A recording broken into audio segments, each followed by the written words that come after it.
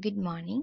We are from Group 8 and today we are going to review the apparel industry in Sri Lanka, which is one of the most important income generator in local market. Throughout this analysis, we are trying to focus on the stakeholders of the industry and the objectives of the industry, critical or main functions of the industry. We identify threats and resilience to those threats, and mainly we are trying to focus on RTO, RPO and the MTPOD. Let's start with saying what is done in apparel industry. Basically, the entire industry consists of garments, textile and other clothing related activities. In free trade zones also, there are many factories related to apparel industry because it is the most significant and dynamic contributor in the growth of local economy. According to records, 43% of the country's exports are from apparel exporting. And the reason for that is the Asia and the American continents are the main buyers of Sri Lankan apparel. Going beyond business aspects, the industry-based businesses have moved forward by doing social responsibilities as well. They do various types of work mainly to stop child laboring. And another important thing is that they provide conditionless job opportunities to the women island-wide, and they have special programs to empower their employees. They highly appreciate the equality among employees also. We talk about main role players in the industry. They are Brandix, Mars Holdings and Hydramni Group. Still they are at the lead. And the graphs here, they show the comparison of apparel industry in Sri Lanka with others. The first graph shows the exports of apparel per capita to the US market from China, Bangladesh, India, Pakistan and Sri Lanka. The graph clearly shows the higher demand for Sri Lanka when compared to the other competitors. The second figure shows the major product composition of Sri Lanka to the US market. So more than 66% are from apparel. This shows how much important is the apparel industry to Sri Lanka. Main reason for that is the quality Sri Lankan apparel industry continuing. Actually, the big companies like Nike, Adidas, Pink and Reebok, they always make their main orders to Sri Lanka in order to get a better quality product. When talking about stakeholders, they are the people who are affected and interested by the organization or the industry. So this chart will show why those stakeholders expect the industry to continue for a long time period. Let's start with shareholders. Shareholders invest in the organizations by purchasing shares, so they expect it to be more profitable and they expect it to be going so well, so they can have a steady flow of income. Also, they want to earn possible capital growth also. Customers also expect the organization will satisfy their needs and provide value for money, goods and services. Suppliers supply on credit, so they want to make sure whether they pay debts or pay promptly. Then investors check about the security of the investments and the ability to repay the finance. And employees also concerned about payments and good working condition. Also, the main thing they focus is their job security and job continuity. Then environmental pressure groups check whether they do the business without giving long-term or short-term environmental effects. Then the community check if their lifestyle will be changed as a result of business activities in the industry. And the government is also a major stakeholder because they ensure legal practices and they want relevant tax payments on time. Finally, the lending institutions check whether they can get their lending money back and whether the borrowers repay loans. Now let's look at what are the business objectives of the apparel industry.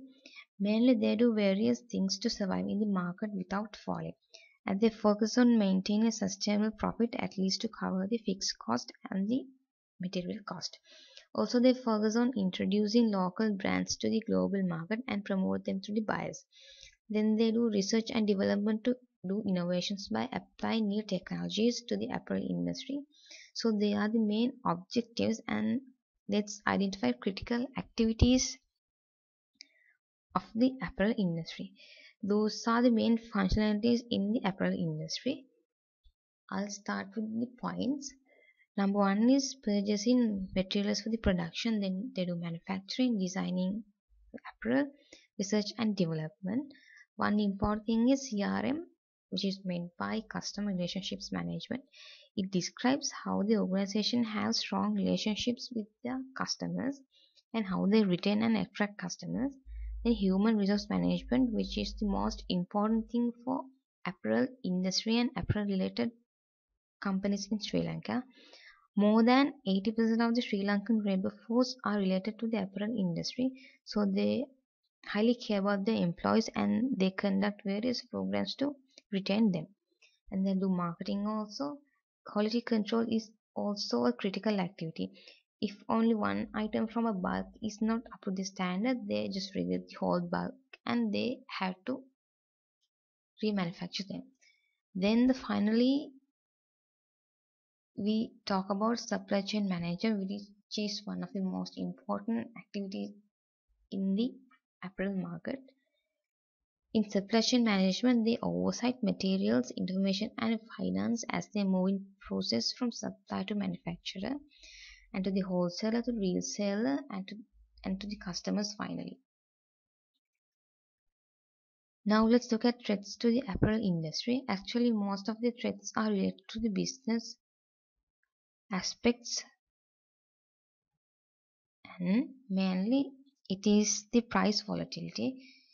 That is, the price for the local garment exports doesn't having a fixed price rate, so when prices go down they face a loss situation. Another thing is barriers to enter and exist in the global market. There are many world class competitors entering daily, so it is very hard to compete with them, stay in the market with a profit. And when talking about the IT related threats, there can be server downs. Inside the garment factories are interrelated, and even the factories and office even. If a server failure happens, the process will stop and it may cause to a delay in manufacturing process. Also from natural disasters, mainly hardware equipments can be damaged from them. Also there can be security threats and other software failures which might lose the interconnection between organizations and factories. So there are unable to perform and cannot fill up the orders on time. And if there are only one single supplier, the buyer has to agree with his price. So that is meant by bargaining power of the suppliers. And there are a lot of new local and international entrants, so local industry has to give a big fight with them.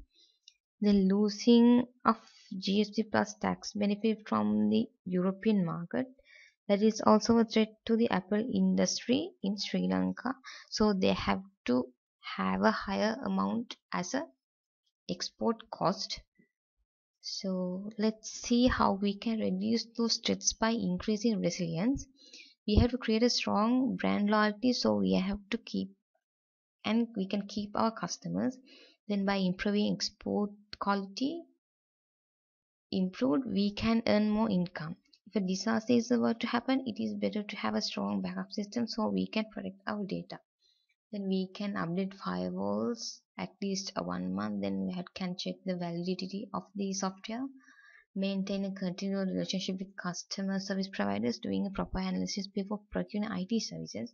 And then by doing a proper market research, we can identify the sort of the company, so we can identify the weaknesses and threats as well as the strengths and opportunities. So now let's look at what is RTO. It is the recovery time objective, which means target duration time which a business process must be restored after disruption. I'll take an example. Let's say a certain company, they back up all details on the first date of each month. That means they do backup 12 times a year. And if a network failure happens on 23rd January, the backup was taken 22 days ago, which means 1st of January. So the recovery time objective is the gap between January 1st and February 3rd, that is 22 days. So company loses the data collected from January 1st to February 3rd, so the RTO is 22 days. Then recovery point objective, it just takes 3 days to up the network after repairing. That is the total time that organization requires to recover system. So from January 1st to February 1st, then the RTO is 25 days. That then recovery time objective is equal to recovery point objective plus network uptime. Finally, let's look at MTPOD. That means the maximum period of time that a given business process can be operative before the organization is at a risk. That is meant by maximum tolerable downtime. So that is all about the apparel industry. That is the overview, a brief overview of the apparel industry. And thank you so much for listening.